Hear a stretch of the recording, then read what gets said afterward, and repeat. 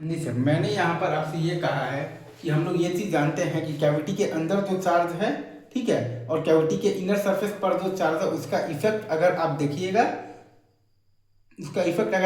तो कंडक्टर के बाहर जीरो होता है। तो इफेक्ट जीरो होने का मतलब ये है कि इलेक्ट्रिक फील्ड जीरो है और इलेक्ट्रिक पोटेंशियल कांस्टेंट। मैंने आपसे ये कहा कि कैविटी के अंदर जो चार्ज है और कैविटी के इनर सरफेस पर जो चार्ज है उसका अगर आप बेसिकली इफेक्ट देखिएगा तो कंडक्टर के बाहर जीरो होता है। तो इफेक्ट जीरो होने का मतलब है कि इलेक्ट्रिक फील्ड जीरो और इलेक्ट्रिक पोटेंशियल आपके पास कांस्टेंट। अगेन लास्ट बार बोल रहा हूँ, मैंने आपसे ये कहा है कि आपके पास जो कैविटी के अंदर जो चार्ज है और कैविटी के इनर सरफेस पर जो चार्ज है उसका अगर आप इफेक्ट देखिएगा तो कंडक्टर के बाहर जीरो होता है। तो इफेक्ट जीरो होने का मतलब आपके पास ये है कि आपके पास इलेक्ट्रिक फील्ड जीरो है और इलेक्ट्रिक पोटेंशियल आपके पास कांस्टेंट। तो यहाँ पर भी अगर आप आउटसाइड द कंडक्टर अगर आप देखिएगा तो electric field due to the Q plus electric field due to the minus Q बराबर जीरो है। मतलब कि आपके पास V Q plus V minus Q बराबर है कांस्टेंट।